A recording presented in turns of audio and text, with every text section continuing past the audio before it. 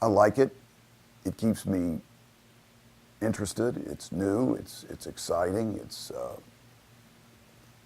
I have great staff, great people that work with me. Notice what I said there. Laura works with me. Sarah works with me. David, my pharmacist, he works with me. He doesn't work for me. And it's interesting because even my kids say that.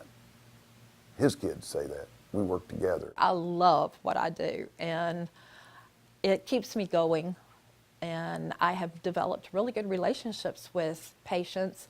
Patients who are no longer in a study will stop by to say, hi, what you doing? Have you got something new for me? They will actually come by rather than telephone.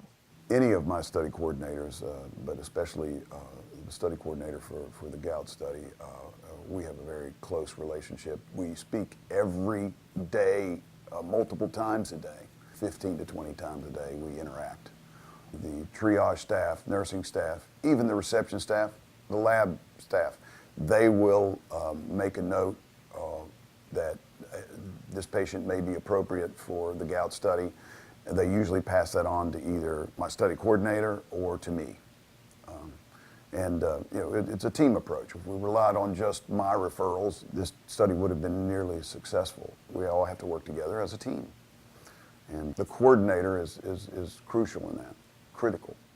Once we pre-screen someone and know that they would qualify for the study, we will contact them and schedule them, and then the day before the appointment we call, and if we don't get them, we leave the message that, reminding them of their appointment, they can come in. For the referrals, when we get those, of course, that's a new patient to us. We look at their preferred method of contact. If it's telephone, we will call them within 24 hours most of the time. So you have to strike while the iron's hot. That's how we recruit or keep our recruitment going. We do the reminder calls or text or email if that's what somebody prefers. That's done within a 24-hour period because we don't want to lose them. I don't think we'd be as successful if we didn't communicate like we do. If their preferred method of contact is email, then I have an email that basically explains why they're doing this study, where we're located, that the hours are very flexible. Being flexible and the fact that there's no fasting labs in this study, it's very easy to work with the patient's schedule more so than my schedule. But in this fast pace of push, we've lost a lot of that, and I think we kind of got to get back to that. Patients, they're patients as opposed to subjects. I've really never gotten to that subject mode. It's still a patient to me. My hours can be anywhere from 6 a.m. to 7 at night.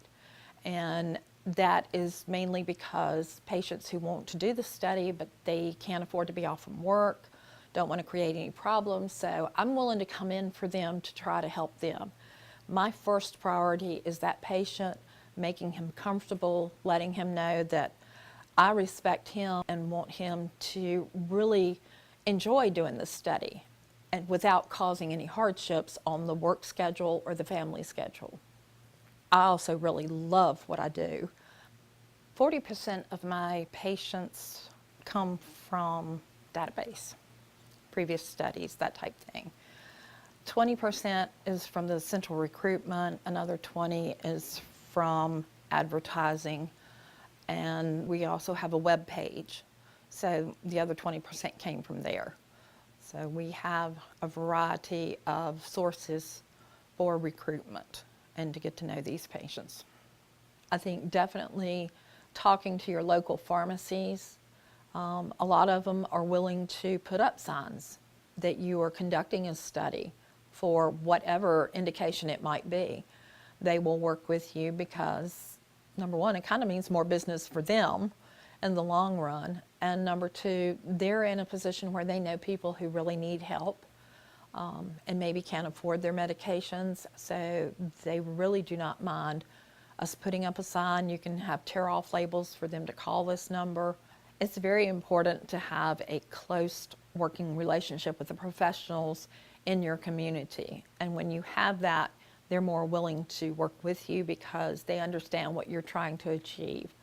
A lot of times, I think the outside world, if you want to call it that, They don't really understand studies or why you're trying to do this study.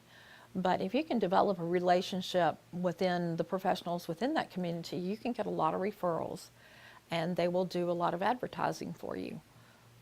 If we hadn't had patients who are willing to do the research, we would not have today.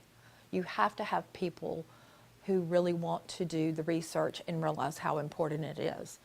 It's the fact that they may get help or that they can help somebody in their family down the road. We want to help the patients, our family. To get the message out to the community, we do advertising, either the sponsor provided or we get our own approved, and we use several different newspapers here. We have the web-based site that they can go to and answer questions. We have gone to pharmacies in the past and checked with them about putting up signs. We go to community centers and talk to them about putting up signs. We go to places like seafood restaurants and put up a little blurb in their window. We have places like the tavern, the little beer shops downtown. We talk to them, say, can we put a little blurb in your window for people who have gout? Go into the men's restroom and maybe put a little blurb on the back of the stall doors so that the men see it, and they will contact their doctor or contact us to see exactly what we're looking for. They're a great source. So we have a lot of different avenues and a lot of different places we can reach out to through various means of advertising. So this is a great way for these people to realize that, hey, this is more important than I was crediting it with. We treat them as family. You have to make that patient feel important. Everybody has an off day or a bad day, but your patient does too. So you still have to put that smile on no matter what's going on, and let them know that you really do care about them, that they're not a number, that they are not a guinea pig. I think it's very rare you find somebody who doesn't really care, because to be in this field, you have to care about people. There's more to taking care of somebody than just their hemoglobin or their blood pressure or their physical well-being. There's their psychological and their emotional and mental well-being, and then there's also their social and their family support and their support mechanism. Those all go into having a healthy person.